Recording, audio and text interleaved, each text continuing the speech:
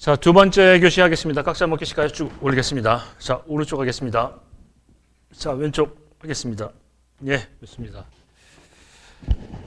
자, 그래서 이제 우리가 학습을 하실 때 이런 부분을 많이 생각하실 거예요.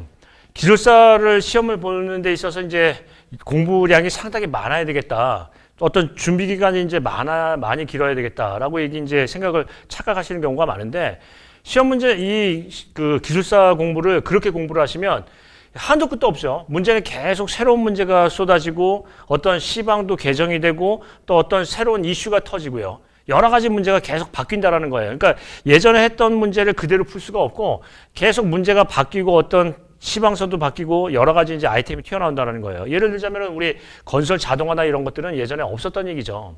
그리고 그 시험 문제에서도 이제 중요하게 어떤 출제하는 어떤 출제 기준이라는 게 시험 그 표준 시방서가 제정이 되거나 또는 개정이 되거나 어떤 가이드라인이 생기거나 어떤 지침이 생기거나 이런 것들을 반영을 하게끔 돼 있어요. 근데 그런 문제들은 지금 예전에 관연도 문제로 풀 수 있는 부분은 분명히 아니죠.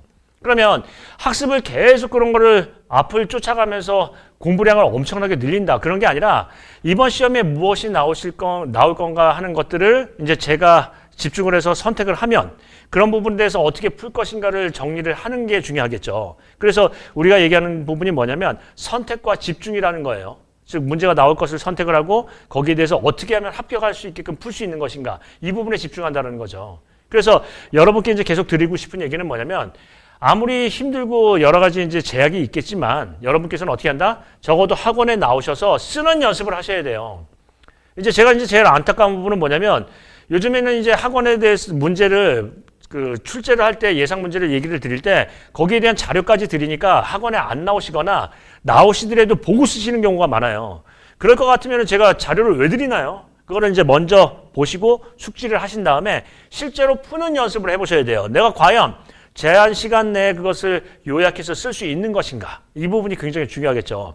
그래서 계속 드리는 얘기지만 어떤 인터넷도 발달하고 여러 가지 동영상도 좋고 하지만 가급적이면 빠른 시간 내에 합격을 하시기를 원하신다면 학원에 오셔서 시험장 분위기대로 그대로 문제를 풀어보시는 게 제일 좋겠죠. 그리고 거기서 어떤 궁금한 점이나 더 보강하고 싶은 부분이 있으면 제가 바로 옆에 있으니까 물어보면서 바로바로 이제 수정을 할 수 있고요. 그래서 조금 걸음이 어렵긴 하지만 우리가 어떻게 한다?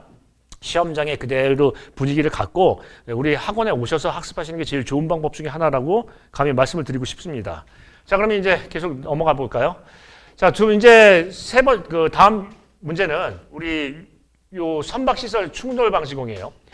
요거는 이제 우리 그 시험 문제는 내지는 않았어요. 정확하게는 문제는 내지는 않았지만 요 문제에 관련된 얘기는 많이 얘기했어요. 우리가 이제 선박에 대한 충돌 방지공은 우리 암벽에다가 또는 이제 그 암벽에다가 직접 설치하는 부착식이 있죠. 팬더, 즉 방충제가 있어요. 그게 있고요. 그 다음에 얘가 떨어져서 나가는 돌출식이 있어요. 여기서 이제 보시면 자립식이라고 이제 얘기를 돼 있는데 섬 구조나 우리가 이제 서해대교 보면 뭐가 있죠? 원형 셀식으로 돼 있어가지고요. 셀을 시트 파일로 박은 다음에 그 안에다 모래를 채워서 하는 그런 방식이 있죠. 그래서 어떤 부분이 있다? 부착식과 자립식이 있다라는 거예요. 그래서 이제 충돌 방지공에 대한 부분에 분류를 쓰고요. 그 다음에 셀식 어떤 우리가 얘기하는 충돌 방지공 하면은 그거를 시공시 주의사항 정도로, 설치시 주의사항 정도로 풀 수가 있어요. 원형 셀을 박아서 박고, 그 다음에 모래를 채우고, 원형 셀을 박을 때 이제 드라이워크를 하기 위해서, 예를 들어서 이제 원형 셀을 할 때 어떤 누설 방지를 하기 위해서 방법을 쓰고, 그 안에다 뭐 콘크리트를 채운다든가, 모래를 채운다든가 하는 거예요. 근데 중요한 것은 그게 아니에요. 결론이 뭐냐. 이 선박 충돌 방지공은 뭐냐면 이게 선박 충돌 방지공 쓰면서 문제가 생기는 게 있어요. 첫 번째, 자, 여기 이제 서해대교가 있다. 아니면 영종대교가 있다. 이게 이제 교각 기초가 밑에 박혀 있다라고 하면 이 주변에 이렇게 원형 셀로 해가지고 여기 주변에다 이렇게 둘러놨어요. 예, 둘러놨다. 자, 어떤 문제가 보이나요? 어떤 문제가 보이죠? 첫 번째, 물이 얘가 조류 속에 따라서 얘가 이렇게 뒤로 돌아가면서 이렇게 돌아가면서 와류가 생겨요. 휘가만 간다 이거죠. 이렇게 와류가 생겨요. 그러면 이 와류가 생기면 어떻게 되냐면 교각 기초를 세구를 유발을 해요. 즉 우리가 얘기하면은 하천에서 흐름에 대한 부분을 우리가 공부할 때 어떤 부분을 배웠죠? 예, 예, 우리가 이제 국부세굴이냐 수축세굴이냐 뭐 동적세굴이냐 정적세굴이냐 얘기를 하는데 국부세굴 같은 경우에서는 하상에 어떤 기초구조물이나 이런 돌출물이 있으면 장애물이 있으면 뒤에 후류형 와류가 생기면서 세굴이 생긴다는 거예요. 그러니까 이런 식으로 이게 이런 구조를 갖고 있다면 어떻게 된다? 이런 자립식 구조 같은 경우에서는 교각에 세굴을 유발할 수 있다는 얘기죠. 즉 기초 세굴을 유발할 수 있다는 거예요. 그다음에 두 번째, 이 교각을 보호하자고 이 충돌 방지공을 설치를 했는데 배가 때렸어요. 때리면 어떻게 된다? 선박이 손상이 되겠죠. 즉 무슨 얘기냐면 이 교각 나만 살면 돼요? 선박은 만약에 침몰하면요. 큰 문제 아니에요. 그래서 어떤 얘기를 한다? 선박의 손상을 최소화할 수 있는 방지공이 좋아요. 예를 들자면 이런 식으로 예를 들자면 여기 이제 교각이 이렇게 구조물이 있으면 원형셀식으로 해서 강성이 큰 구조물을 하면 얘가 어떻게 되나? 배가 치고 가서 배가 전도가 되거나 손상에 대해서 침몰이 된다는 거죠. 그러니까 예를 들어서 이걸 어떻게 하냐면 사석식으로 이렇게 만들면 배가 가다가 여기 끼어가지고 걸릴지언정 얘가 손상은 적을 수 있다는 거죠.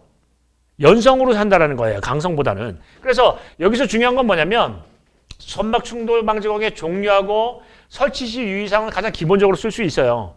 그런데 중요한 건 뭐예요? 선박 충돌에 대한 부분에서 손상을 최소화할 수 있는 방안이 뭐냐? 즉 강성의 어떤 구조물보다는 연성의 구조물을 쓰는 게 낫다. 이런 부분도 쓸 수가 있고요. 또는 어떤 수심에 대한 변화가 급격하게 생기는 게 아니라 완만하게 하는 어떤 사석식을 하는 게 낫다. 이런 부분도 이제 얘기를 꺼낼 수가 있겠죠. 이해되시죠? 또는 어떤 얘기를 해요? 교각 기초에 와류를 형성을 해서 수류에 대한 어떤 기초 세굴을 유발할 수 있다는 거예요. 그래서 그런 부분에 대한 어떤 세굴 대책도 필요하다는 거니까 이 부분에 집중을 한다는 거죠. 그래서 먼저 분류와 결론을 얘기한다면 분류는 어떤 얘기를 할 수 있다? 예를 들자면은 부착식, 그다음에 자립식이 있어요. 근데 결론은 어떤 얘기를 해요? 선박에 대한 충돌 최소화 대책, 즉 연성 구조물을 쓴다. 또는요, 여기 이제 아무래도 후류형 와류가 생기면서 세굴이 생길 수 있으니까 세굴에 대한 어떤 대책 같은 것들이 나와야 되겠죠. 이해되시죠? 그래서 항상 이런 부분을 얘기할 때는 어떤 얘기를 해요? 분류하고 결론을 생각한다라는 거예요. 설치 시 유의사항도 굉장히 중요할 수도 있어요. 설치 위치를 어디로 잡을 건지, 설치 면적을 어떻게 할 건지, 또 얘에 대한 강성이나 크기, 규모는 어떻게 할 건지 이런 것도 중요하겠죠. 그리고 거기에 통행하는 어떤 선박에 대한 특징이 있을 거예요. 그러니까 수심이 얕아서 소형 선박만 다니는 건지 수심이 깊어서 예를 들자면 우리 서해대교나 이런 데처럼 안에 형화 공간이 상당히 커서 대형 선박이 왔다 갔다 하는 건지 그런 부분에 대한 어떤 대책도 필요하다는 거고요. 그 다음에 여기 이제 예를 들자면 선박 충돌 방지를 위한 어떤 경고등 같은 거, 전멸등이나 어떤 표지 시설 같은 것들도 설치하는 것도 중요하다고 보는 거죠. 그래서 중요한 것은 이 어떤 공법에 대한 부분에서 유형으로 풀어서 분류 특징 주의사항도 쓰는 것도 중요하지만 무슨 얘기를 꺼낼 수 있다? 선박의 선체에 대한 손상을 저감시킬 수 있는 방법 또는 교각에 대한 쇄구를 줄일 수 있는 방법 같은 것들을 강조한다라는 거죠. 자, 그런 얘기를 꺼낼 수 있다. 자, 그 다음에 이제 다음 문제 보겠습니다. 댐의 필터제 요구 조건. 요거는 이제 우리 실전반에서 문제 풀었죠. 적중했던 문제입니다. 필터제. 필터제에 대한 부분은 우리가 보통 이렇게 얘기하죠. 필터제의 요구 조건은 뭐죠? 배수 원활과 투입자 유출 방지. 우리가 이제 이렇게 얘기하죠. F15는 D15보다 크고 D85보다 작다. 자, 이렇게 하죠. 4에서 5배의 D15보다는 커야 되겠고, F15가 필터의 직경이. 자, 그 다음에 4에서 5배 되는 경우에 D85보다는 작다. 이거는 이 기준은 어디서도 써먹을 수 있냐면 우리 토사와 암 버력에 혼용할 때 입도 조정 춘도 이런 식으로 쓰죠. 그래서 이 요구 조건은 여기 충분히 큰 조건을 뭐라고 한다? 배수에 대한 원활 조건이라고 얘기하고요. 충분히 작은 조건을 뭐라고 한다? 투입자 유출 방지 기능이라고 해요. 유출 방지 기능. 그러니까 이거를 이제 입경 가적 곡선을 이렇게 한번 풀어볼게요. 이렇게 이제 푸시면 여기가 이제 가적 통과율이 있어요. 가적 통과율. 그 다음에 이게 이제 골재 입경이에요. 골재 입경. 이게 채 입경이라고 하면 또 다른 얘기예요. 근데 이건 골재 입경. 자, 골재 입경이 커지면 커질수록 통과율은 작아진다, 커진다? 작아지겠죠. 골재가 굵으면 통과가 잘 안 된다. 자, 그러면 이제 한번 보겠습니다. 여기 필터제가 이렇게 있어요. 여기 토사가 있어요. 여기 이제 예를 들어서 필터가 우리 흙이 이렇게 있으면 흙에 코어존이 있고 필터존이 있고 락필존이 있는데 이 코어존의 이 입경을 한번 볼게요. 이 코어존의 입경을 가지고 어떻게 한다? 15, 50, 85. D15, 우리가 D50, 50%의 통과율, 85%의 통과율이라고 보는 거예요. 그러면 필터의 기준은 어떻게 되냐면 얘 기준 범위를 이렇게 잡아서 이렇게 잡는데 자 D85, 4의 D85보다는 작아야 된다, 커야 된다? 작아야 된다. 요 범위고요. 이게 최대한도의 범위고요. 4의 D15 범위보다는 뭐 해야 된다? 커야 된다. 이게 범위죠. 얘가 필터의 범위예요. 그러니까 필터의 범위를 그림으로 그리면 이 내용을 이렇게 그렸다 뿐이죠. 예. 그러면 한번 보겠습니다. 여기서 이제 필터에 대한 부분에서 얘기를 하면 어떻게 얘기했냐면 필터에 대한 부분은 이렇게 푸는다고 했어요. 아까도 얘기했듯이 재료적인 부분의 시험 문제다. 그럼 재료 부분에 대한 시험 문제는 어떻게 푼다? 재료에 대한 어떤 기능이나 목적. 이 목적을 얘기하고요. 그 목적에 대한 부분에서 뭘 한다? 요구 조건이라는 게 있다고 했죠. 요구 조건을 얘기하고요. 그 다음에 거기에 대한 뭐가 있다? 품질 기준이라는 게 있어요. 품질 기준. 그래서 품질 기준에 대한 부분은 배수 원활과 토립자 유출 방지에 대한 부분을 얘기를 끝낼 수 있다라는 얘기죠. 그래서 이런 부분에서 내용을 끝낼 수 있고요. 가장 중요한 어떤 품질 기준이라는 부분은 이렇게 표현할 수 있다. 즉 뭐예요? 상류 필터에서는 어떤 조건? 배수가 원활한 조건. 하류 필터에서는 어떤 조건? 토립자 유출을 방지하는 조건. 즉 이 코화제가 유출이 되면 안 되니까. 그래서 상류 필터의 요구 조건은 배수 원활, 하류 필터의 요구 조건은 토립자 유출 방지라는 얘기를 꺼낼 거예요. 근데 이제 중요한 건 뭐냐면 분류도 중요하고 분류는 여기서 이제 어떤 분류를 하는 거죠? 두 가지 분류예요. 토립자 유출 방지와 배수 원활 조건에 대한 분류예요. 근데 중요한 건 뭐예요? 필터 막힘. 우리가 이제 이런 얘기를 했었죠. 우리 배수제 연직 배수 공법에서도 필터를 얘기했는데 자 이렇게 이제 필터가 이렇게 있으면 여기 이제 예를 들어서 조골제가 있어서 여기 이제 배수제가 있고 여기 그다음에 우리가 얘기하는 어떤 점성토가 있다라고 한다면 물의 흐름이 점성토가 있다고 한다면 물의 흐름이 이렇게 간다고 한다면 여기가 막힌다. 이걸 뭐라고 하죠? 블라인딩. 막혔어요. 눈이. 자 여기가 끼었다. 이걸 뭐라고 하죠? 이게 클로깅. 또 막혔어요. 공급 막힘이고요. 그다음에 여기에서 찐득찐득하게 끼어 있다. 이걸 뭐라고 하죠? 케이킹이라고 부른다고 했어요. 그러면 만약에 이 필터제의 입경이 즉 우리 통수능이 즉 이 그 구멍의 크기가 만약에 너무 작으면 블라인딩이 생기고 너무 크면 케이킹이 생기고 또 너무 어중간하면 클로깅이 생기겠죠. 그래서 중요한 건 뭐예요? 이펙티브 오프닝 사이즈 시험, 즉 유효 구멍 크기 시험을 해서 필터의 사이즈를 결정한다라는 거예요. 그래서 어떤 얘기를 꺼낸다? 공급 막힘 현상과 이펙티브 오프닝 사이즈, 즉 유효 구멍 크기 시험에 대한 얘기를 언급을 해야 된다고 얘기했죠. 이해되시죠? 왜냐하면 필터가 막히면 안 되니까. 자, 그래서 여기에 대한 부분은 이제 그 내용은 그렇습니다. 자, 분류는 뭐죠? 배수 원활과 토립자 유출 방지예요. 근데 핵심은 뭐예요? 막힘이죠. 막히면 안 된다라는 거예요. 그래서 그런 부분 때문에 중요한 부분은 이거다라는 얘기를 꺼낼 수가 있다라는 거죠. 항상 뭘 생각해요? 분류하고 핵심, 즉 결론이에요. 이 부분을 생각한다. 이것도 이제 문제 적중했죠.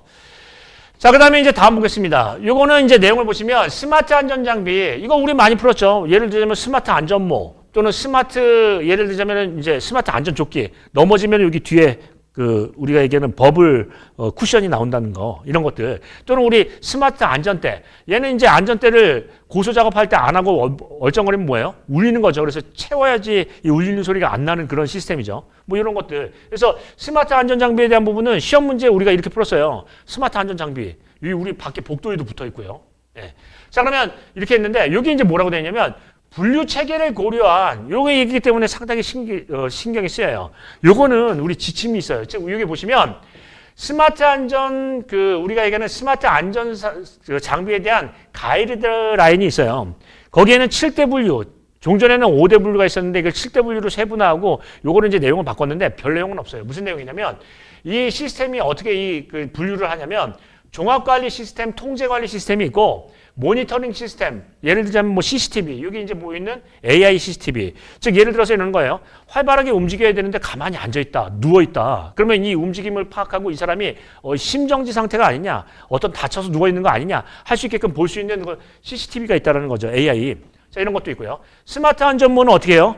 유해 위험 요인이 있는, 즉 우리가 얘기하는 유해한 장소에 가게 되면 어떻게 된다? 접근이 되면 이게 알람 모터가 울리면서 이거 알림을 주는 거죠. 또는 예를 들어서 장비가 근처에 오면 알람 모터가 이게 울리는 거, 이게 이제 스마트 안전모고요.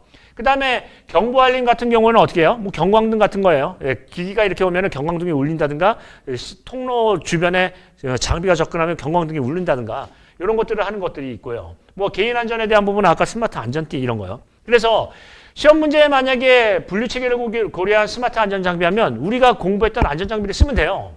스마트 안전모, 스마트 안전띠, 스마트 안전조끼, 뭐 이런 것들 개인 장비도 쓸 수 있고요. 하다못해 스마트 안전 교육, 그 우리가 얘기하는 VR로 하는 교육 같은 거, 이런 것들도 쓸 수가 있는 거죠. 그래서 여러 가지를 쓰시면 되는데 여기에 분류 체계까지 알면은 정확하게 점수를 줄 거예요. 요 답안에 대한 부분의 채점 기준은 뭐냐면 분류 체계에 맞게 내용을 정확하게 쓴다. 7대 분류로 쓴다 그러면 굉장히 고득점을 줄 거예요. 근데 그 분류 체계에 맞지는 않더라도 거기에 분류에 들어가는 것들을 몇 가지를 한 3개 이상을 쓴다라고 하면 될 거예요. 그러니까 이건 어떻게 해요?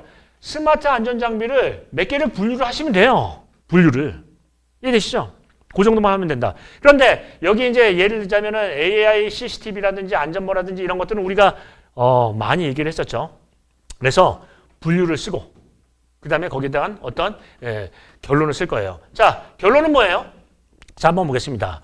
이 안전사고는 대기업 같은 데나 대형 현장에서는 예를 들어서 예산도 풍부하고 하기 때문에 안전에 대한 부분을 많이 적용을 많이 해요. 근데 중요한 건 뭐냐면 이 스마트 안전 시스템이라는 게 정말 필요한 거는 중소 현장이죠. 즉, 왜냐면 중소 현장이 재해에 대한 발생률이 상당히 높으니까. 그러면 우리가 이 재해에 대한 발생률이 높은 중소기업, 중소 현장에 대해서는 어떤 식으로 해야지 이것들을 활성화할 수 있을까요? 그래서 예를 들자면은 어떤 세제 지원이나 이런 부분을 얘기하는 거죠. 예를 들자면은 이제 뭐 어디 이 구입비의 30%를 지원한다는 게 아니라 100%를 지원하고 이 비용을 더 늘린다라든가 이런 부분들에서 더 재해에 대한 유해 위험 요인이 더 큰 중소 현장에 대해서 지원율을 높여야 된다. 이런 결론이 나와야 되겠죠. 이해되시죠? 그래서 뭐가 중요하냐면 분류가 중요하고 결론이 중요해요. 그 부분에 대해서 여러분께서 집중하시는 게 좋겠습니다. 이해되시죠? 자, 그래서 분류와 결론 얘기를 꺼내시고 항상 중요한 게 무엇이냐 하는 거예요. 이런 문제는 이 체계를 모르셔도 분류만 하시면 돼요. 몇 가지 분류만. 한 서너 가지만 분류만 하시면 되고요. 만약에 내가 이 가이드라인을 정확하게 읽어서 7가지 대분류를 제대로 하셨다면 더 좋고요. 그게 만약에 안 돼도 점수를 맞는 데는 큰 문제는 없어요. 자, 이 정도로. 그러니까 뭐예요? 스마트 안전 장비를 분류를 하시면 돼요. 자, 그 정도 우리 찍었다. 자, 논문형으로 한번 가보겠습니다. 논문형.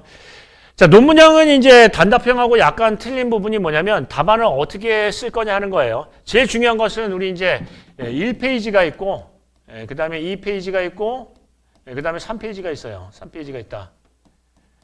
자, 그러면 이게 뭐냐면 2페이지에서는 질문 요지를 쓰는 거예요. 물어본 것을 쓴다. 얘를 이제 요약해서 쓴다라는 거죠. 그럼 3페이지는 뭐냐면 질문 요지 중에서 가장 중요한 것을 강조한다라는 거예요. 그러니까 우리가 얘기하면 단답형에서 분류가 뭐냐, 그 다음에 결론이 뭐냐 했는데 이런 부분으로 쓴 거죠. 이 2페이지는 대부분 내용이 명확해요. 물어본 것을 쓰면 되니까. 근데 3페이지의 결론은 다른 결론이 많이 나와요. 그리고 매번 얘기하지만 1페이지는 그렇게 답안에 대한 그 배점이 높지는 않아요. 그래서 여기에다가 어떤 굉장한 내용을 쓰는 거는 좀 어려울 수도 있고 시간 관리 측면에서 우리가 얘기하는 적절한 어떤 아이템을 넣는 게 중요해요. 그런 의미에서 볼 때 여기 공통 아이템들이 들어가는 게 낫겠죠. 자, 이런 부분을 이제 접근을 하십니다. 자, 그러면 여기 두 번째 2교시의 콘크리트 교량에 대한 가설공법 중 캔틸레버 공법. 요거는 우리 문제 풀었죠. 똑같은 문제를 풀었죠. 캔틸레버 공법 문제는 제가 알기로는 3번 푼 걸로 알고 있어요. 다방 클리닉 밴드 133회, 또 실전반에서, 그 다음에 마지막에 포커스 캠프에서도 이거를 풀었어요. 이거 풀었죠. 자, 일단 이 캔틸레버 공법의 구조 형식은 우리가 이렇게 돼 있죠. 우리 본서나 이제 책에 보시면 어떻게 돼 있다? 이렇게 돼 있어서 이게 기본 라멘식이에요. 라멘식은 교각과 이 상부 슬래브가 연결이 돼 있죠. 하부 구조와 상부가 연결이 되는 라멘식. 그 다음에 여기를 똑 잘라서 여기를 연결한 건요. 이거 힌지식. 그 다음에 여기를 똑 잘라서 여기를 연결한 건요. 이건 연속부식. 그래서 우리가 기본 라멘으로 할 때 여기를 자르면 힌지식, 여기를 자르면 연속부식이에요. 뭐 그런 식으로 구조 형식이 돼 있다. 힌지식, 연속부식, 라멘식. 그 다음에 가설공법에 대한 부분에서는 어떤 부분이 있다? 현장에서 타설하는 방법이 있어요. 폼 트래블러로 해서 이용해서 이렇게 쳐가는 거죠.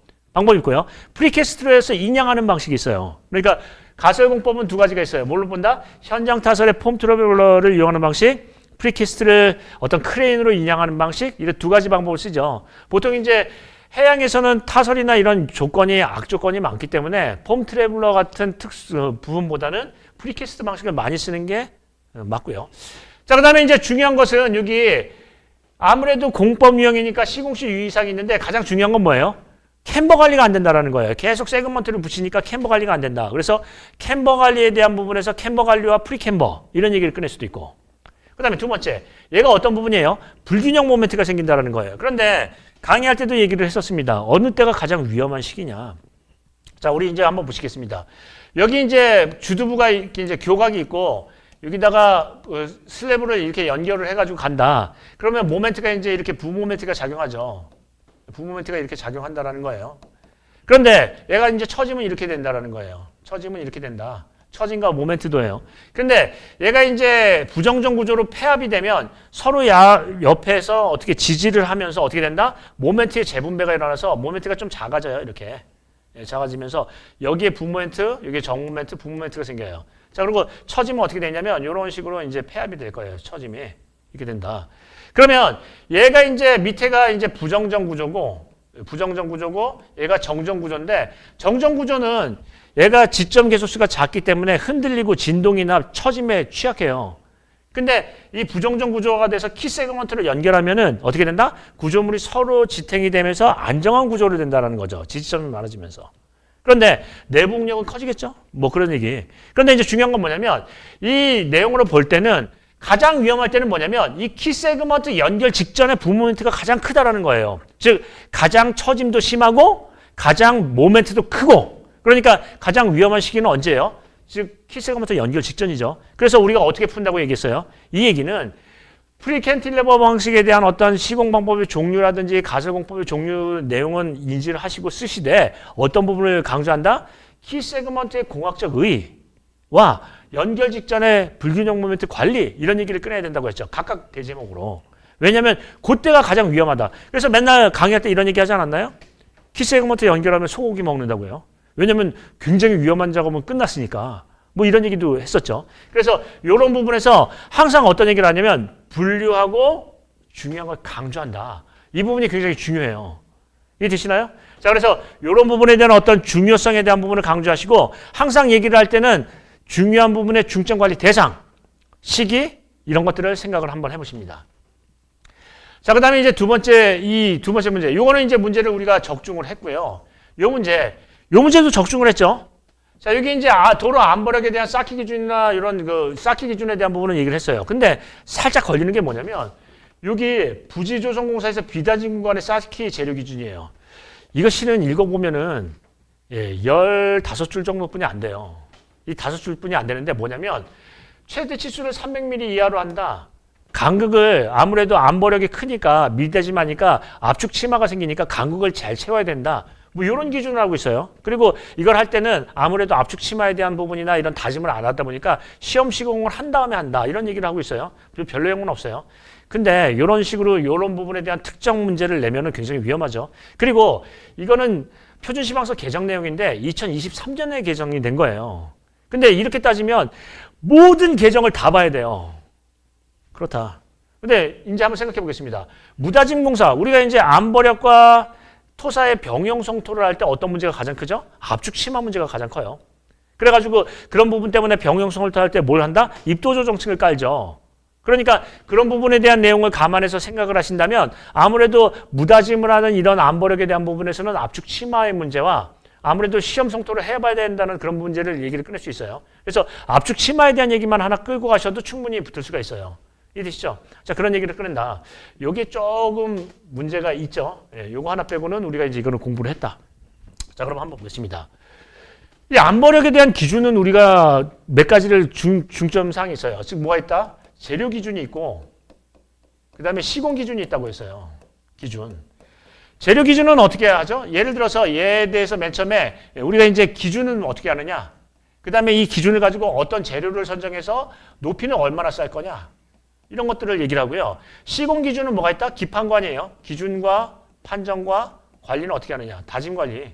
이런 거예요. 즉 암버력 설탕할 때는 재료를 제대로 선별을 해서 그다음에 그거를 시공을 제대로 해야 되는데 이게 쌓기 기준이라는 거예요. 이거 우리 공부했었죠. 했어요. 그리고 여기서 하나 더 하면은 토사와 암반의 병용 소용토할 때 어떤 기준도 따로 있어요. 뭐 거기까지는 빼더라도 여기까지.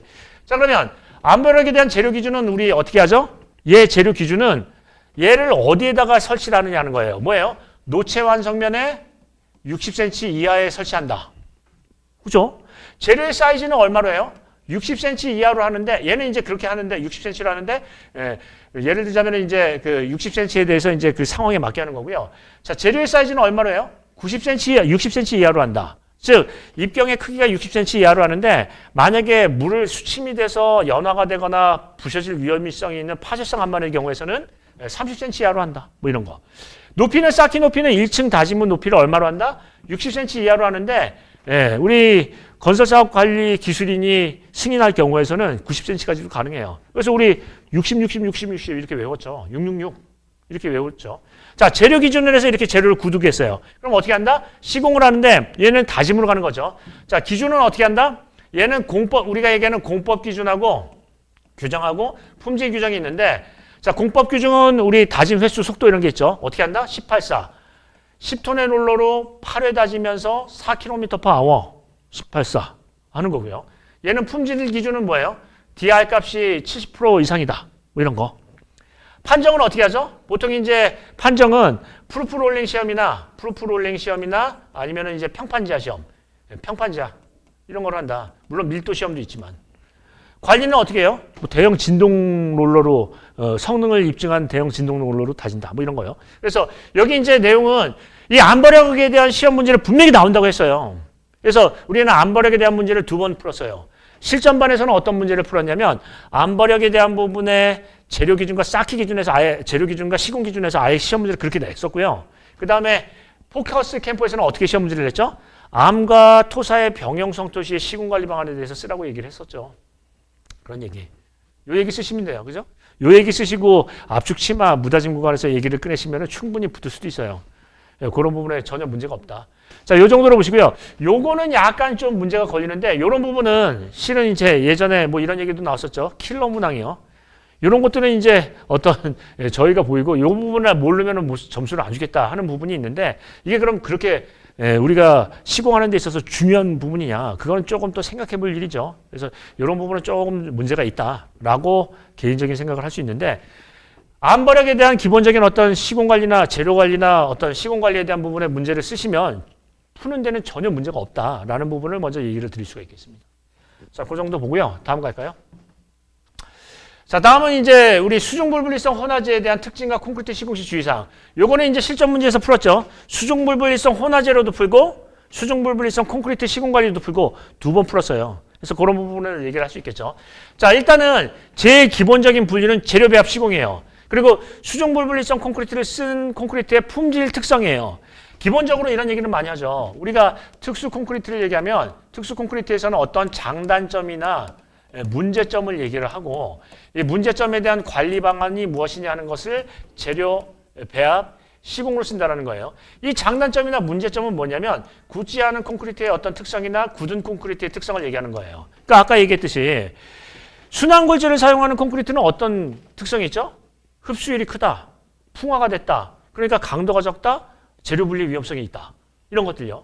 그러니까 관리를 흡수율에 대한 부분에서 재료 분리를 적게 하는 어떤 관리를 해야 되겠죠. 얘도 마찬가지예요. 수중불분리성 혼화제를 사용하면 어떤 굳지 않은 굳은 콘크리트의 특징이 있고 재료 배합 시공을 어떻게 하느냐 이 부분이에요. 자, 한번 읽어보겠습니다. 자, 굳지 않은 콘크리트는 어떻게 돼요? 재료 분리가 잘 안 된다. 이 수중불분리성 혼화제는 아주 찐득찐득한 증점 재개를 많이 써요. 물론 분체계도 쓰지만 그러면 얘가 어떻게 되냐면 물에다 풀어놔도 자유낙하가 된다는 거죠. 자, 여기서 우리 어떤 것도 강의했었죠? 수중 콘크리트의 3대 품질 관리에 대한 부분을 얘기했었죠. 그래서 수중 불분리성은 어떻게 외운다고 했었죠? 수중 불분리는요. 불분리성 콘크리트의 품질 기준은 요렇게 뭐 이렇게 있죠. 낙하고는 얼마 이하로 한다? 0.5m 이하로 한다. 물론 자유낙하가 가능하지만 유속은 얼마 이하로 한다? 50mm/s 이하로 한다.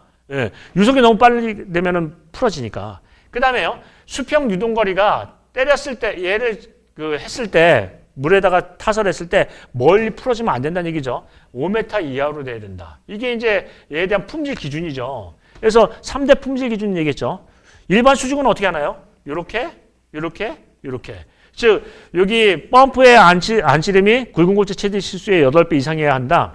유속은 50mm/s 이하여야 한다. 또는 이쪽에 대해서 뭐 제일 우리가 얘기하는 유속에 대한 요거죠. 요게 아니라 요렇게 이렇게 해서 펌프 산단 삽입 깊이가 0.3m에서 0.5m다. 뭐 이런 거. 자, 그러면 여기 이제 내용을 보시면 수중불불성 혼화제에 대해서 자, 굳지 않은 콘크리트는 먼저 재료 분리 저항성이 있다라는 거예요. 찐득찐득하니까. 그다음에요. 블리딩이 저하된다. 아무래도 찐득찐득하니까. 그다음에 셀프 레벨링, 다짐을 안 하고 다짐 장비를 대지 않았음에도 불구하고 얘가 어떤 충전성이 좋다라는 게 이제 어떤 굳지 않은 콘크리트의 성질이에요. 근데 굳은 콘크리트는 뭐냐면 우리 이런 그래프도 그렸어요. 자, 수중불불성 혼화제의 pH의 변화해가지고요. 여기 pH가 있고 수중불불성 혼화제의 첨가량이 있죠. 첨가량이 있는데 원래 콘크리트는 시멘트는 강알칼리예요. 그러니까 12.5인데 얘를 첨가하면 이렇게 떨어진다. 즉 12.5의 강알칼리를 갔는데 수중불불성 혼화제를 한 예를 들어서 2.5kg/cubic m를 넣으면 그럼 얘가 어떻게 된다? 얘가 9로 떨어진다. 중성화. 그래서 우리가 이제 얘기를 드리자면 뭐냐면 이 수중불불성 혼화제의 특징 중에서 장점도 있지만 단점이 있고요. 굳지 않은 콘크리트의 특징이 있고 굳은 콘크리트 특징이 있다는 거예요. 그러면 얘는 뭐가 안 좋으냐면 중성화가 생기고 내구성에 대한 문제가 있다는 거예요. 즉 지금 시공에 대한 부분에서 물에 풀어지지 않게끔 어떤 시공에 대한 능력을 극대화하는 반면에 얘가 장기 강도 특성이나 어떤 장기적인 측면에서는 부족할 수가 있다는 거예요. 이해되시죠? 그래서 수중불불성 혼화제에서는 어떤 얘기를 해요? 내구성에 대한 증진 대책이 따로 필요하다는 그런 얘기죠. 이해되시나요? 자, 여기 한번 내용을 한번 읽어보겠습니다. 수중불불성 혼화제에 대한 어떤 특징은 굳지 않은 콘크리트의 특징, 그 다음에 굳은 콘크리트의 특징 하는데 전부 다 내구성 얘기예요. 이 수중 콘크리트는 시공성에 대한 부분은 상당히 우수하거든요. 물에 칠 때는. 그런 부분이고요. 그 다음에 주의사항은 어떤 얘기를 꺼낼 수 있냐면 이렇게 얘기를 꺼낼 수 있겠죠. 이게 질문 요지니까 재료, 배합, 시공이에요. 콘크리트에서는 분류를 3대로 분류를 한다. 재료, 배합, 시공. 그래서 재료는 어떻게 하죠? 경수, 소유. 자, 얘가 수중불불성 혼화제가 어떤 부작용이 있다고 했어요. 뭐예요? 경화가 지연이 된다. 2배예요, 2배. 즉 콘크리트를 때리면은 얘가 물속에서 이게 굳기나 할까요? 그런데 어떤 시공성을 높이기 위해서 혼화제까지 첨가했으니까 얘가 잘 안 굳는다는 거예요. 그래서 경화제를 첨가한다. 또요, 기포가 많이 발생하니까 소포제를 첨가한다. 증점제니까 아무래도 얘가 찐득찐득해서 점성이 크다 보니까 유동화제를 넣어야 된다. 그래서 시공시 주의사항의 재료는 뭐예요? 경수소유. 즉 수중불분리성 혼화제를 넣음으로 해서 경화제, 소포제, 유동화제를 같이 넣어야 된다라는 얘기를 꺼낼 수 있고요. 자, 그다음에 배합은 어떻게 돼 있죠? 배합은 우리 이제 배합의 물결합 제비가 높을 리가 없겠죠. 아무래도 수중에 치니까 물결합 제비를 예를 들어서 45% 이하 뭐 이런 것들을 얘기를 꺼낼 수 있고요. 공기량은 일반 콘크리트하고 비슷해요. 4에서 6% 정도 뭐 얘기를 꺼낼 수 있고요. 굵은 골재 최대 치수는 큰가요, 작은가요? 예를 들자면은 수중불분리성 콘크리트니까 얘가 셀프 레벨링이 되면서 들어가야 되니까 치수가 작겠죠. 20mm 뭐 이런 식으로. 자, 그 다음에 시공에 대해서 요거는 여기 있네요. 시공에 대한 품질 기준에 아까 어떻게 얘기했죠? 여기 이제 보시면은 타설 높이는 0.5m 이하여야 한다. 유속은 50mm/s 이하여야 한다. 수평 유동거리는 5m 이하여야 한다. 뭐 이런 것들을 쓴다는 거죠. 그래서 요거는 시험 문제에서 물어본 질문 요지는 뭐냐면 자, 특징은 굳지 않은 굳은. 그 다음에 주의사항은 재료, 배합, 시공. 특히 시공 시 주의사항을 조금 더 강조를 하겠습니다. 그 다음에 중점 관리사항은 뭐 얘기하는 거예요? 여기서 특징에서 언급한 바가 있어요. 뭐가 있다? 예를 들자면 pH가 낮아지면서 철근에 대한 부식 성능이 떨어져요. 내부식 성능이. 그럼 철근 방식을 해야 되겠네요. 예를 들어서 전기 방식을 하던 에폭시를 하던 이런 방식을 해야 되겠고. 그래서 여기 무슨 얘기를 하냐면 pH 저하에 대한 문제와 철근 부식에 대한 대책 또는 예를 들어서 한번 보겠습니다. 증점 재개를 사용하면 펌프 압송성이 떨어진다고 했어요. 즉 얘가 찐득찐득하니까. 그래서 펌프 압송성을 늘릴 수 있는 어떤 펌퍼빌리티 향상 대책 같은 것들이 별도로 강조돼야 된다라는 부분이죠. 그래서 이제 여러분께서 얘기하는 건 뭐냐면 우리가 생각할 건 뭐냐면 자, 이제 기본적인 건 내용 썼어요. 이 페이지에서는 특징 쓰고 시공시 주의사항 쓰는데 주의사항은 재료외압 시공으로 나눠서 쓴다.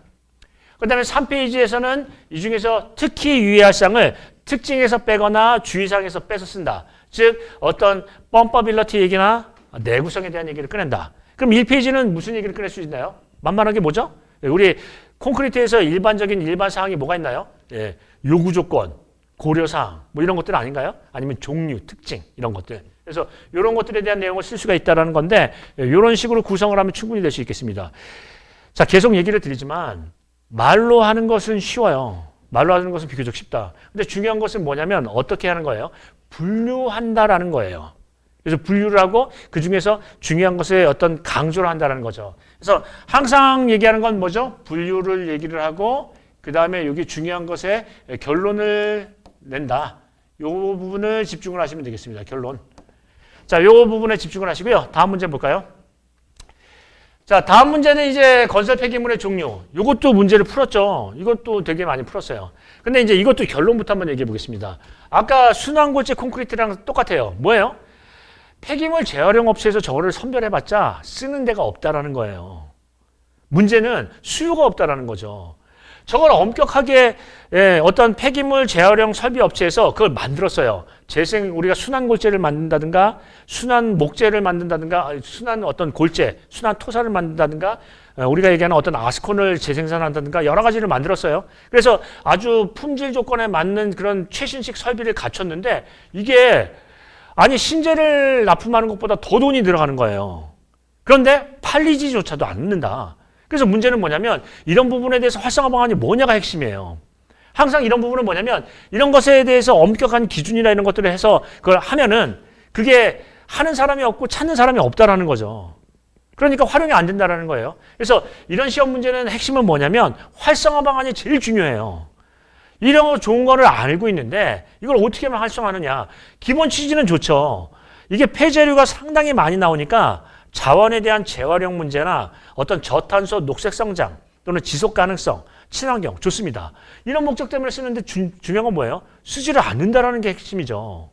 그래서 항상 무슨 얘기를 한다? 어떤 걸림돌, 애로사항을 얘기를 한 다음에 활성화 방안을 얘기할 수밖에 없어요.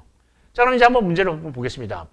종류하고 처리 방안이 중요한 게 아니라 활성화 방안이에요. 자, 일단 종류는 어떻게 된다? 이 페이지에 쓸 수 있는 거는 가연성과 불연성 아니면 재료의 종류에 따라서 무기계와 유기계 이렇게 나눌 수 있어요. 자, 가연성 재료는 타는 폐재료예요. 폐목재, 합성수지, 폐섬유, 폐토목섬유 같은 것들 얘기하는 거고요. 불연성은 뭐가 있죠? 폐콘크리트, 폐아스팔트, 폐토석, 폐블럭 이런 것들이 있죠. 근데 이렇게 분류를 할 수 있지만 또 다르게 얘기를 할 수도 있어요. 유기계, 무기계. 무기계 같은 것들은 콘크리트 블럭, 예를 들자면 골재, 또는 이제 예를 들자면 도기 이런 것들도 들어갈 수 있고요. 또는 무기계 같은 거 말고 유기계는요. 고무, 아스팔트 이런 것들이죠. 말랑말랑한 거, 플라스틱 이런 거. 그래서 유기계랑 무기계로 분리하셔도 되고 불에 타는 가연성과 불연성으로 구분하셔도 좋아요. 자, 그다음에 여기 처리 방안은 어떻게 얘기하냐면 재활용을 해야 되겠죠. 재활용이 있고요. 그다음에 뭐가 있다? 매립이나 소각하는 방법이 있어요. 저기다 외에다가 그냥 우리가 투기하는 방법이 있고 그다음에 소각하는 방법이 있어요. 여기서 이제 매립이라는 것은 우리가 얘기하는 투기다 버리는 거예요. 활용이 아니라 하는 거죠. 자, 재활용은 어떤 부분이냐면 아까 위에 있던 순환골재 콘크리트로 활용하는 방법 또는 도료의 보조기 층재를 활용하는 방법 또는 우리가 서피스 리사이클링 즉 포장의 재생에 활용하는 방법 또는 복토제나 어떤 블럭 같은 것들을 이용하는 방법 여러 가지 방법이 있다는 거죠. 여기까지 쓰시면 이제 기본이에요. 즉 얘기하면 종류하고 처리 방안. 근데 문제는 뭐냐면 재활용이 안 된다라는 거예요. 항상 핵심은 거예요. 우리가 보통 어떤 친환경 공법에 대한 부분을 얘기하면 수요처가 적다라는 게 문제예요. 거기에 대한 인식도 굉장히 문제가 있고요. 그런데 이제 이런 부분을 보겠습니다. 아까 순환골재 콘크리트에서 어떤 얘기를 강조했나요? 순환골재 콘크리트의 품질 특성을 보면 강도 특성은 일반 콘크리트에 못지 않아요. 전혀 문제가 없다는 거죠.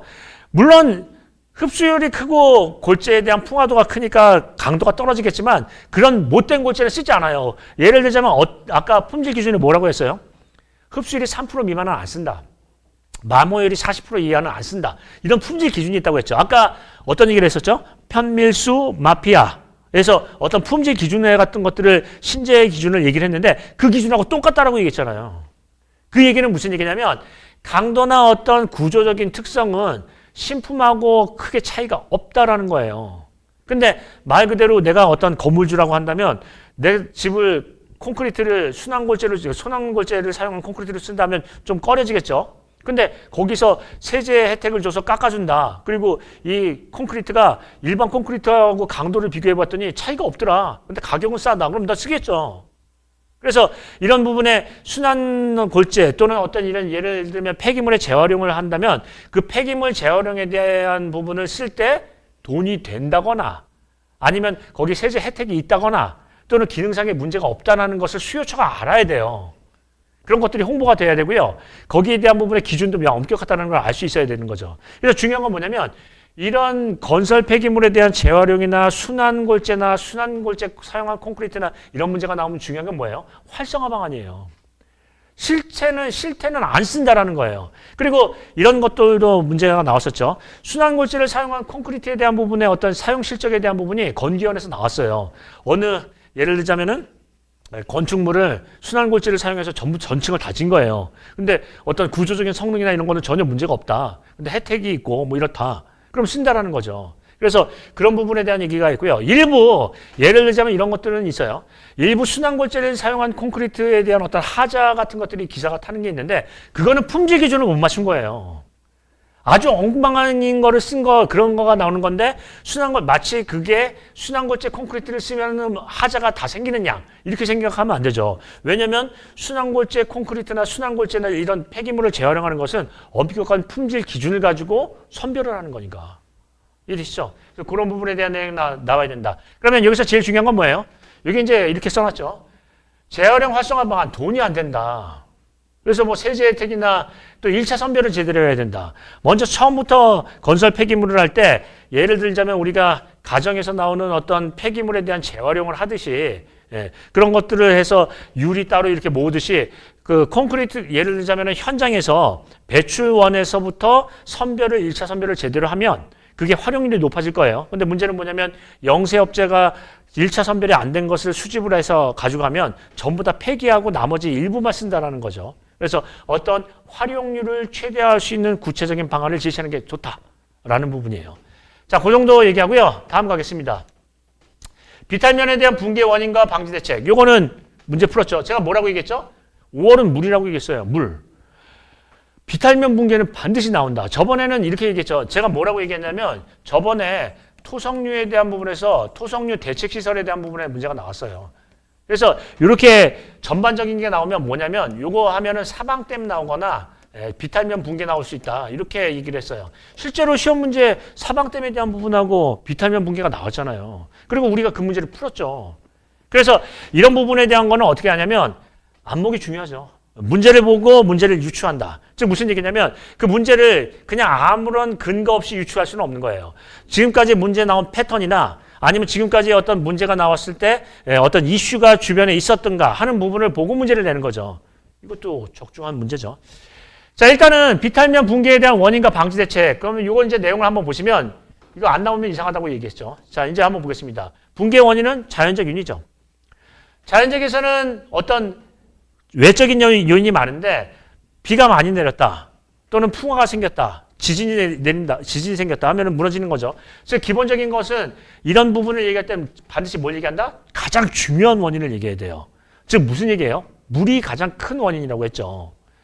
이 세 가지의 공통 요인은 물이에요. 지진 역시도 집안 내 과잉강극 수압이 증가하면서 생기는 붕괴가 되니까 여기서도 물이 공통 인자죠. 자, 그 다음에 인위적인 부분에서 설계 시공 유지 관리, 뭐 표준 구배가 안 됐다든가, 뭐 관리가 안 됐다든가 이런 문제가 될 수 있겠죠. 자, 그러면 이런 부분에서 만약에 시험 문제 어떻게 했다? 비탈면의 붕괴 원인과 방지 대책하면 가장 큰 원인은 물이다. 가장 효율적인 대책은 배수 대책이다. 이런 결론이 나와야 된다고 했죠. 매번 우리는 그렇게 트레이닝을 해왔어요. 시험 문제를 하면 이런 얘기를 해요. 자, 이렇게 얘기해 보겠습니다. 포트홀의 원인과 대책. 그러면 원인은 뭐예요? 대책은 뭐고요? 나열하는 것도 중요하겠지만 분류하는 것도 중요하겠지만 가장 큰 원인은 이거다. 가장 큰 대책은 이거다.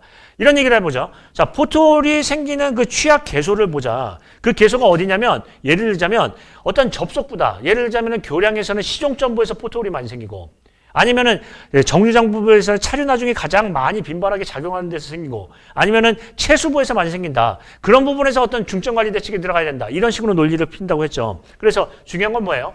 이렇게 물어본다고 한다면 가장 중요한 원인과 가장 효율적인 대책이 3페이지에 나왔어야 돼요. 원인에 대한 부분은 가장 중요한 원인을 강조를 했어야 되고요. 그래서 배수 불량에 대한 원인을 얘기를 여기서 강조를 했어야 되고요. 배수에 대한 어떤 효율 향상에 대한 부분이 3페이지에 강조가 됐어야 되는 거죠. 이해되시죠? 자, 일단은 방지 대책은 안전율 유지공과 증강국이 있는데 배수가 중요하다. 뭐 그 얘기하는 거예요. 이해되시죠? 배수가 가장 큰 원인이니까 물이. 자, 그 다음에 이제 여기를 한번 보겠습니다. 중요한 것은 3페이지에 뭘 강조할 수 있느냐. 배수도 중요하고 뭐 이런 얘기도 할 수 있지만 이런 얘기를 해요. 자, 항상 재난은 또 났던 데서 나요. 안 좋은 것은 안 좋은 것을 부르고요. 좋은 것은 좋은 것을 부르기도 하고요. 자, 이런 얘기예요. 자, 여기 이제 강의할 때도 이런 얘기를 했어요. 여기 지진이 일어나가 예를 들어서 비탈면에 침식이 토성류가 발생했어요. 여기 이제 나무가 있는데 나무가 어떤 효과가 있냐면 우산 효과가 있다고 했죠. 침투수를 막아주고 이게 뿌리가 집안을 잡아주고 억지 말뚝의 효과라는 어떤 집안 활동에 대한 저항성을 크게 하는 나무가 효과가 있어요. 근데 토성류가 생겨서 얘가 싹 유실이 됐어요. 그러면 나무가 피복 효과가 없어진 거예요. 그러면 나중에 비가 오면은 그 토성류가 났던 지역에서 물이 쏟아지면서 다시 또 토성류가 생기죠. 즉 비탈면 재해가 생긴다라는 거예요. 그러면 어떤 부분이냐면 이 비탈면 재해에 대한 대책은 뭐냐면 재해가 일어나서 토성류가 생긴 지역의 응급복구 대책이 가장 중요하다. 이런 얘기하죠. 재난 입은 사람이 작년에 어떤 큰 피해가 있었는데 올해도 또 그 피해를 당한다. 이런 일은 없어야 된다는 얘기죠. 이해되세요? 그래서 어떤 얘기가 중요해요? 재우선 지역에 대한 우선 관리. 산불 피해를 봤으면 산불 피해 난 지역에서는 우산 효과가 없으니까 거기부터 어떤 비탈면 보호 대책이 들어가야 된다. 뭐 이런 얘기가 나와야 되는 거죠. 그래서 이제 이런 부분을 한번 생각해 보겠습니다. 기술사는 과연 무엇인가요? 기술사는 이런 얘기를 계속하죠. 실무에서 발생 가능한 문제를 발췌하고 대안을 제시할 수 있는 사람. 그럼 실무에서 발생 가능한 문제가 뭐냐 하는 거죠. 이 부분을 생각해 보겠습니다. 이게 현장에서는 더 힘든 얘기예요. 그리고 이런 부분의 문제를 얘기하면 또 이런 부분을 얘기할 수 있겠죠. 원인에 대해서 물어보면 가장 큰 원인과 가장 확실한 대책은 결론을 냈어야 돼요. 그래서 우리는 문제를 풀 때는 어떻게 한다? 문제를 풀기 전에 결론부터 내는 거예요. 가장 큰 원인은 가장 효율적인 대책은 무엇이냐. 그렇게 해서 그 방향으로 문제를 풀고 가야 문제에 대한 답안에 대한 방향성이 있는 거고요. 이 방향성은 또 한 번에 생기지는 않아요. 즉 여러 가지 문제를 풀어가면서 한다는 거예요. 그래서 다시 처음에 했던 얘기에 귀결이 되는데 중요한 건 뭐예요? 문제를 계속 풀어보는 능력을 키우셔야 된다. 즉 오로지 쓰는 연습이에요. 맨날 외우고 하는 게 중요한 게 아니고 강의 듣고 하는 게 중요한 게 아니고 강의 들은 다음에 여기서 써보시는 게 제일 중요하죠. 그래서 가급적이면 학원에 맨날 안 나타나지 말고 나타나십니다. 이번 주부터 문제 쓰는 거 반드시 연습을 하시고요. 하자는 대로 하는 게 좋겠죠. 등록만 해놓고선 나 서울학원에 등록했으니까 나 합격될 거야. 그런 생각 마세요. 하자는 대로 하셔야 되겠죠. 자, 그 부분 보십니다. 자, 그 다음에 이제 다음 문제 한번 볼까요? 자, EVMS. 요거 나온다고 했죠? 나왔죠? 이거 아까 뭐하고 연결이 돼 있죠? CBS하고 연결이 돼 있네요. 자, 요거 구성 요소는 했던 거니까 얘기해 보겠습니다. 어떻게 한다? 계측을 분석한다. 계측, 우리가 얘기하죠. 계획 요소, 측정 요소, 분석 요소. 이거 똑같은 문제로 풀었죠. 그래서 제가 뭐라고 얘기했냐면 비용 일정 통합은 시험 문제 제일 만만하게 나오는 건데 또 나올 수 있고 그거 CBS나 이런 걸로 단답형으로 나올 수 있다고 했죠. 이 문제도 우리 똑같은 문제 풀었죠. 예, 이 정도 되면 뭐예요? 거의 좌판 깔아야 되죠. 예, 그렇다는 얘기예요. 그래서 제가 이제 이런 얘기를 하겠습니다.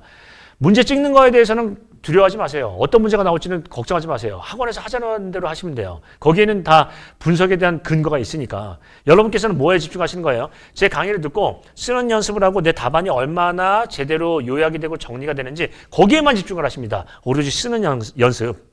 자, 일단은 이렇게 하고요. 기대 효과는 뭐예요? 원가 관리죠. 비용 일정 통합 관리니까 최적의 원가 관리를 하고 공정을 예측하고 공사비 증가에 대한 어떤 부분에서 최소화하고 뭐 한다. 그리고 이거 얘기할 때는 어떤 얘기를 한다? 부진 공정 만회 대책을 쓴다고 했죠. 그래서 MCX 쓴다. 뭐 이 정도가 다예요. 그러니까 1페이지 했던 내용을 여기 이제 더 늘리는 거예요. 근데 이제 우리가 얘기하면 비용 일정 통합에서 발전 기술이 이거 얘기하는데 자, 이거 한번 보겠습니다. BIM이라는 구성은 워크 브레이크다운 시스템하고 코스트 브레이크다운 시스템하고 프로젝트 브레이크다운 시스템을 세 개를 합한 게 5DBIM이에요. 얘는 이제 뭐예요? 공정 관리, 얘는 코스트, 원가 관리, 얘는 3D 모델링이에요. 그래서 모델링을 해서 시각적인 어떤 도면에다가 공정 원가를 바로 관리할 수 있게끔 하는 거예요. 그러니까 요만큼까지 도면을 그려서 색칠을 하면 여기에 비용이 얼마, 여기에 공사 기간이 얼마 이렇게 나오는 거죠. 그래서 이 부분이 뭐예요? 우리가 얘기하는 EVMS고요. EVMS는 매차원 관리, 2D 관리예요. 즉 공정과 원가. 근데 여기서 이제 3D가 들어가니까 얘를 우리가 뭐라고 부른다? 5D BIM이라고 부르는 거죠. 근데 여기다가 이제 8D BIM, 뭐 6D, 8D 이렇게 넘어가는 건 뭐가 들어가요? 거기에 들어가면은 이제 예를 들면 유지 관리도 들어가고 안전도 들어가고 환경도 들어가는 거죠. 그래서 그런 부분에서 이제 8D까지 나가는데 그런 거예요. 그래서 이 EVMS에 대한 어떤 발전 방안은 뭐 하는 거죠? 3D 모델링을 통한 어떤 관리 얘기하는 거고요. 그 다음에 가상 건설 기술이라는 게 있어요. 이것도 이제 3D 모델링이죠. 그래서 실시간에 대한 부분에서 어떤 그 현장에서 하는 부분을 모사를 해서 BIM, 우리가 얘기하는 EVMS에 접목할 수 있는 스마트 기술의 발전 방안 정도를 예시를 할 수 있어요.